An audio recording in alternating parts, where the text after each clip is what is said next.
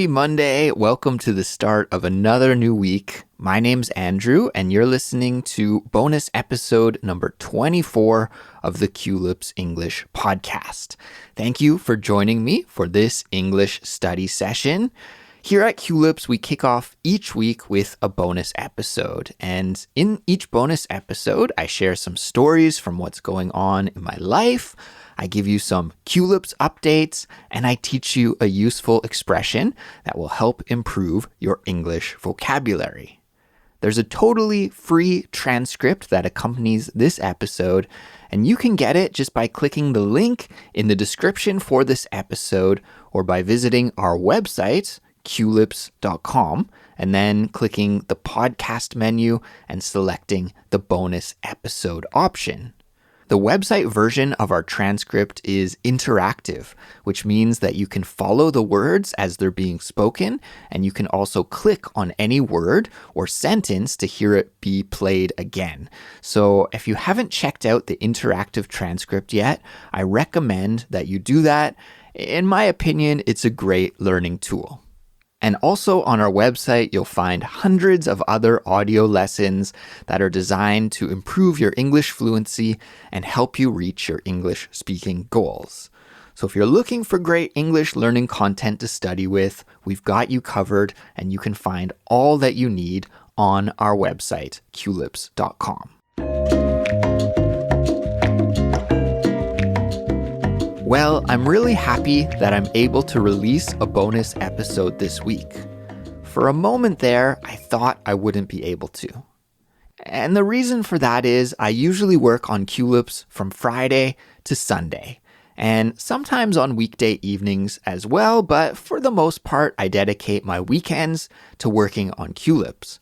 But when I woke up on Friday morning, I felt terrible. I had a fever, I had a headache, and I had muscle cramps in my upper body, which was really weird. I don't get sick very often, but if you're a regular Culips listener, you'll know that I had a pretty bad case of COVID back in late August, and I was really sick for a few weeks back then. So when I woke up on Friday, I was like, oh no, not again. If I've got COVID again, I'm gonna lose it. And I spent most of Friday in bed, and I wasn't really able to do much of anything. I thought that maybe I could just sleep it off. And to sleep something off means to just sleep until you feel better when you're sick. So I thought I could sleep it off, and thankfully that seemed to work. When I woke up on Saturday, I felt about 75% better. Not 100% better, but 75% better. The fever and the headache went away, but I still had some slight muscle aches in my upper body. So I went to a clinic just to make sure it wasn't really COVID and to get some medicine. And by the end of the day on Saturday, I felt 100% back to normal. So it was thankfully just a 24-hour bug, I suppose. By the way, do you have that expression in your native language? 24-hour bug? We use the word bug here, B-U-G, bug, to describe illnesses that are not serious, but that are highly contagious and spread from person to person to person quite easily. So if you say something like, I caught a bug at the office, it doesn't mean that you trapped a spider or a beetle or a mosquito or something like that, right? Because bug can also mean insect. It doesn't mean that. It means that you caught a cold or a flu from one of your coworkers or clients at the office. So then, a 24-hour bug is an illness that only lasts for a day and then goes away, similar to what I had. And it's my guess that I probably caught a bug from one of my students at the university. I work with hundreds of students each week, and sometimes they come to school sick, so it's likely that that's what happened. Now, speaking of students, sometimes they get sick, right? Like I mentioned, and sometimes they come to school sick, which is not ideal. And other times they don't come to class when they're sick, which is a better option, I think. When you're sick, you should rest and put your energy towards getting better, especially these days with COVID still out there. Anyways, over my years of being an instructor, I've noticed that one of the most common illnesses that causes students to miss class is because they're sick with a stomach issue. They've got a stomach ache or diarrhea or nausea or something like that, and they have a stomach or digestive issue that causes them to miss class. Now, in medical English, the kind of English that is very specific and you'll hear doctors use or you'll read in books, this kind of illness is called gastroenteritis. So many of my students will call me on the phone before class and say something like, Andrew, I'm so sorry, I have gastroenteritis and I can't come to class today. However, they'll struggle with the pronunciation of gastroenteritis because it's such a big and challenging word. Even for me as a native speaker, I find this to be a big and challenging word. But they use this word because that's what they see when they search in the dictionary. That's what they'll find in the dictionary. But as I'm sure you guys know, sometimes the dictionary or online translators aren't very good representations of how people actually speak in the real world. And in real everyday English, we rarely use this word. Maybe when we're talking to the doctor or when the doctor is talking to us, we'll hear this word. But I think that's about it. In reality, English speakers are way, way, way more likely to say something like stomach bug, stomach flu, or even food poisoning. So this is just a tip for you in the future, which, by the way, I hope you never have to use. I hope you never get sick with a digestive or stomach problem in the future. But if you do, it's more natural to say that you have a stomach bug or a stomach flu or food poisoning than it is to say gastroenteritis. Now, unfortunately, because I did get sick for a little while last week, I ended up failing my Sober October challenge. It's true, I failed the challenge. If you've been listening to the bonus episodes we've been releasing throughout October, you'll know about the Sober October challenge I'm participating in right now. But there are 3 parts, or sometimes we could say 3 prongs to this challenge. A prong is what we call one of the little spiky parts on a fork. You know how a fork is divided into like 4 or 5 little metal pieces or spikes that we use to pick up food with? Well, each one of these pieces is called a prong, P-R-O-N-G. And we also use this word prong to talk about things like my Sober October challenge, where there are 3 equal parts to the challenge. So anyways, my Sober October challenge, it has these 3 prongs to it, and they are not drinking any alcohol for the month, burning 500 calories through exercise each day, and doing 100 push-ups each day. And when I was down for the day on Friday, down for the day means unable to work or do anything. I wasn't active, I was down. I couldn't do anything on Friday. So when I was down for the day, I wasn't able to do the exercise or the push-ups. And actually the next day as well, on Saturday, I wasn't able to do the exercise or the push-ups. So that brought the exercise portion of the challenge to a close, unfortunately ending in failure. But what can you do? I tried my best and I think I did pretty well. It's a shame that I couldn't make it to the end of the month, but sometimes life just gets in the way. And the best thing that you can do in this situation is just pick up where you left off and keep going. So that's what I'm going to do. Let's move on to a more pleasant topic. Yesterday was my father-in-law's birthday, so we had a family gathering to celebrate. We had a nice meal together and we ate grilled eel again.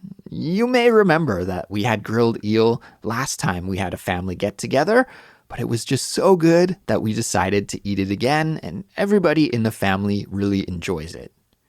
After the meal, my father-in-law made an announcement to the family, and he told us that he's going to be moving his workshop to a new location.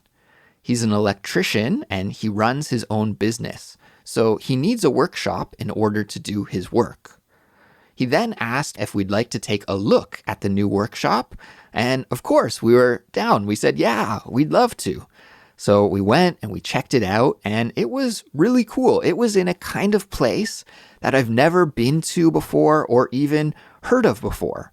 And I think in my home country, in Canada, we don't really have this kind of place at all. Or at least if we do, I've never seen one. So my father-in-law's new workshop is in this 20-story tower. From the outside, it looks like an apartment building, actually. But inside, instead of there being apartments or offices, like in an office tower, there are workshops and labs and different kinds of industrial businesses that occupy all the spaces in the tower. In Canada, we do have what are called industrial parks.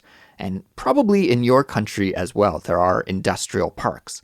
These are areas usually on the outskirts of a city where there are many massive warehouses and big industrial businesses. But this was my first time seeing a much, much smaller version of an industrial park with many small industrial businesses all located within one tower. According to my father-in-law, there are over 500 small businesses operating in the building. So I thought that was pretty cool. By the way, the word industrial is used to describe businesses that produce or make something. So when you think of businesses like factories, maybe oil or gas or chemical or mining, these kinds of businesses, these are all industrial businesses. And they're different from commercial businesses like shops and restaurants where the focus is on selling something. Anyway, I enjoyed the tour of the industrial tower, and congrats to my father-in-law on the new workshop.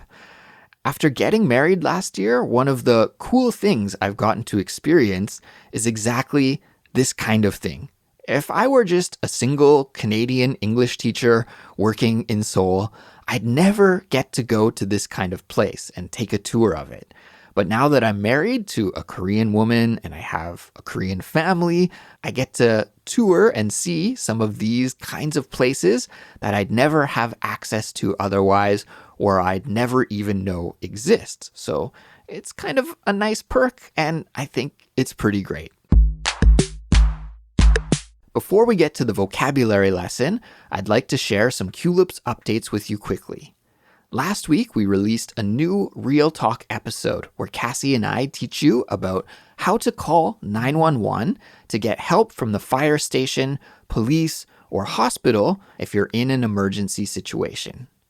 I think this is an essential skill for anyone to know how to do, especially if you live in an English-speaking country or if you plan to visit an English-speaking country in the future. You never know when an emergency could occur, and you want to be prepared in that situation. So if you haven't listened to that episode yet, I highly recommend that you do, and you can find it on our website, culips.com, or wherever you like to listen to podcasts. I also want to remind all Culips members that our monthly live stream will be happening on Tuesday, November 1st at 7:30 p.m. Korean Standard Time. And I really hope that many Culips members can join me for it. It's going to be a good time. And to do that, all you need to do is log in to your Culips account and follow the link from the dashboard. And now it's time for this week's vocabulary lesson. I wrap up each bonus episode with a short vocabulary lesson where I teach you a useful expression that will help you improve your English listening and speaking. And today, I want to teach you about the expression to lose it. To lose it. To lose it. Did you hear when I said this earlier in the episode? If not, it's okay because I'm going to rewind and play that part for you a couple of more times. So let's listen to it now. So when I woke up on Friday, I was like, oh no, not again. If I've got COVID again, I'm gonna lose it. So when I woke up on Friday, I was like, oh no, not again. If I've got COVID again, I'm gonna lose it. Okay, can you guess what lose it means from the context of that sentence? Well, if you guessed to become angry or be unable to control your emotions, then congratulations, because you're exactly right. Here, the it means control. So you lose control. Control of what? Control of your emotions. So then if you lose it, it means that you can't control your emotions anymore. And as a result, you become angry, or maybe you break out in tears, or you start yelling or screaming, or you become violent, or something like that. And we usually use this expression only to talk about negative emotions, not positive ones. So it would be weird to use lose it to talk about breaking out in a huge smile or joyous laughter, for example. So to summarize, lose it means being unable to control your negative emotions, and as a result, you become angry, hysterical, distressed, or another extreme negative emotion like that. As always, I've prepared some example sentences for us to learn with, so let's take a listen to those 3 example sentences right now. Here we go. Example sentence number 1. I almost lost it when a car cut me off on the highway. I almost lost it when a car cut me off on the highway. Let's break this example sentence down. In that example sentence, the speaker says that he almost lost it. Okay, he didn't lose it, he almost lost it. So what does this mean? Well, he almost became very, very emotional. And in this context, I think very, very angry. Why? Because a car cut in front of him, cut him off on the highway. And this kind of anger that we experience when we drive, we have a name for in English. Do you know what we call it? We call it road rage. So I think the driver in this example sentence almost lost it and experienced road rage. Example sentence number 2. My wife and I were enjoying a nice dinner at a restaurant when a gentleman at the next table totally lost it after learning that the soup of the day was sold out. My wife and I were enjoying a nice dinner at a restaurant when a gentleman at the next table totally lost it after learning that the soup of the day was sold out. Let's break this example sentence down. So in this example, the speaker and his wife, they're just having a nice meal at a restaurant, and suddenly some guy at the next table loses it. He totally lost it. He became very angry and irrational, maybe yelling and screaming at the waitress. Why? Because the soup of the day was sold out, which is a very silly reason to lose it over, but it does happen from time to time that people get set off or they lose it because of very small things. Here, set off means become very, very angry or go into a rage because of some small thing. That small thing sets you off. It makes you explode. So I guess that's what happened to the gentleman in the restaurant in this example. Example sentence number 3. Jeff's boss completely lost it on him after he forgot to complete some important paperwork. Jeff's boss completely lost it on him after he forgot to complete some important paperwork. Let's break this final example sentence down. In this example, we hear about Jeff's boss. Now, Jeff forgot to do some important paperwork, and as a result, Jeff's boss got very, very angry. Angry at who? Angry at Jeff. Okay, we actually hear a small variation of the expression to lose it, because now it's a phrasal verb.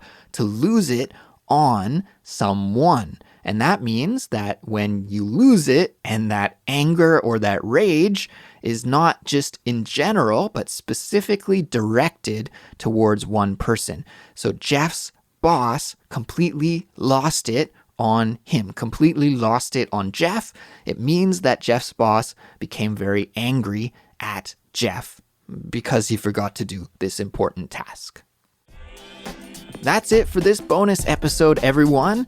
Congratulations on making it to the end and completing another study session with me. Great work as always. It was fantastic to be here with you today. Take care, everyone, and I'll talk to you in the next episode. Goodbye.